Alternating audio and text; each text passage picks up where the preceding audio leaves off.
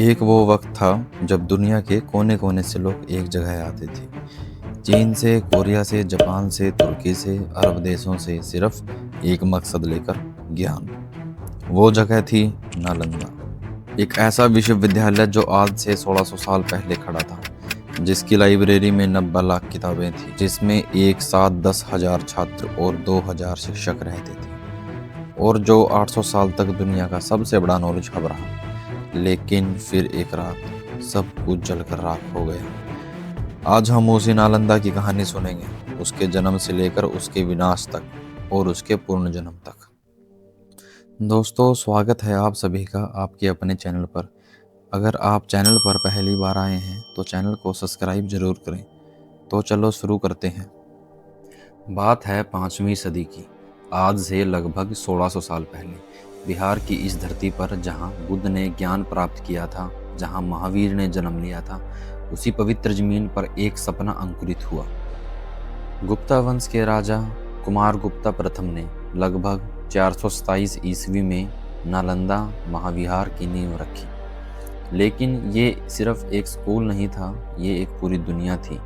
धीरे धीरे गुप्ता वंश के बाद आने वाले राजाओं ने, हर्षवर्धन जैसे महान शासकों ने इस विश्वविद्यालय को और भी विशाल बनाया। नालंदा का नाम कहाँ से आया? कहते हैं यहाँ पास में एक आम का बगीचा था, जिसे किसी ने एक बौद्ध संत को दान में दे दिया। नालंदा का अर्थ है ना आलम दा, यानी जो कभी देना बंद ना करे। और सच में इस जगह ने कभी देना बंद नहीं किया। चीनी यात्री सांगजा, जिन्हें हम हिनसांग कहते हैं, वो 7वीं सदी में नालंदा आए और उन्होंने जो देखा वो लिखा।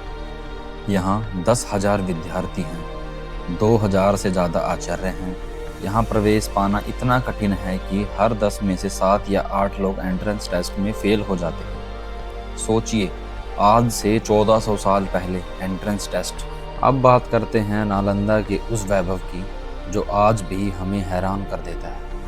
नालंदा सिर्फ एक इमारत नहीं थी, ये एक पूरा कैंपस था। 8 विशाल कंपाउंड्स थे, 10 मंदिर थे, मेडिटेशन हॉल थे, लेक्चर रूम्स थे और 9 मंजिल एक लाइब्रेरी, जिसका नाम था धर्मगंज। धर्मगंज यानी ज्ञान का खजाना।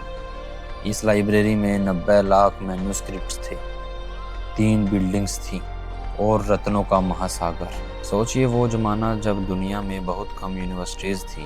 नालंदा में पढ़ाया जाता था Buddhist philosophy, Hindu philosophy, logic यानी तर्कशास्त्र, ग्रामर यानी व्याकरण, मैथमेटिक्स यानी गणित, एस्ट्रोनॉमी यानी खगोल विज्ञान, मेडिसिन यानी आयुर्वेद, और यहाँ तक कि पॉलिटिक्स और इकोनॉमिक्स भी। ये आईआईटी और ऑक्सफोर्ड से भी पहले था। यहाँ के फेमस ग्रेजुएट्स कौन थे? आर्यभट्ट, जिन्होंने बताया कि पृथ्वी गोल है और सूरज के चारों ओर घूमती है, उन्होंने शायद नालंदा में ही पढ़ाया। नागार्जुन, जो दुनिया के सबसे बड़े बुद्धिस्ट फिलोसफर्स में से एक हैं, जो नालंदा में ही थे। धर्मपाल, शीलभद्र, दिगनाग, इन सब ने नालंदा को और ऊंचाइयों तक पहुंचाया। और सांगजांग, वो भी यहाँ 5 साल रहे, संस्कृत सीखी, बुद्धिज़्म पढ़ी और वापस चाइना जाते वक्त 657 बुद्धिस्ट मैन्युस्क्रिप्ट्स अपने साथ ले गए। ये था नालंदा का वैभव, ये था भारत का गोल्डन इरा। और फिर आई वो रात। 1193 ईस्वी में बख्तियार खिलजी, एक तुर्क सेनापति जो भारत को लूटने आया था, उसकी नज़र पड़ी नालंदा पर। कहते हैं जब उसके सैनिकों ने नालंदा देखा तो उन्होंने सोचा ये कोई किला है।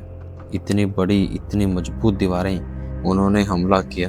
बौद्ध भिक्षुकों ने कोई प्रतिरोध नहीं किया।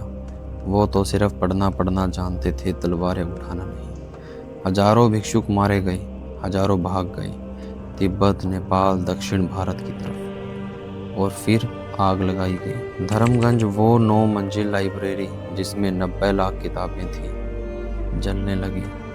कहते हैं वो लाइब्रेरी 3 महीने तक जलती रही। 800 साल का ज्ञान, अनगिनत महापुरुषों के विचार, आर्यभट्ट की कैलकुलेशंस, नागार्जुन के दर्शन, आयुर्वेद के नुस्खे, खगोल विज्ञान के रहस्य, सब कुछ जलकर राख। जब बख्तियार खिलजी के सैनिकों ने पूछा, यहाँ कोई कुरान क्यों नहीं है, तब उन्हें पता चला ये कोई मस्जिद नहीं थी, ये तो एक यूनिवर्सिटी थी। लेकिन तब तक बहुत देर हो चुकी थी। इतिहासकार आज भी बहस करते हैं, क्या नालंदा सिर्फ एक बार जला था या पहले भी अटैक हुए थे। लेकिन 1193 का वो हमला जो आखिरी था, वो जो था उसे मिटा गया और दुनिया का सबसे बड़ा ज्ञान केंद्र खंडर बन गया। लेकिन दोस्तों, जो चीज़ सच में महान होती है वो कभी पूरी तरह मरती नहीं। 800 साल बाद नालंदा फिर खड़ी हुई। दोस्तों, जिस नालंदा को जलने में 3 महीने लगे थे, उसे फिर से खड़ा करने में 800 साल लगे। क्योंकि ज्ञान को आप जला सकते हो, लेकिन ज्ञान की चाहत को नहीं। तो दोस्तों, आज हमने नालंदा की पूरी यात्रा की। मिलते हैं अगले एपिसोड में, तब तक के लिए जय हिंद।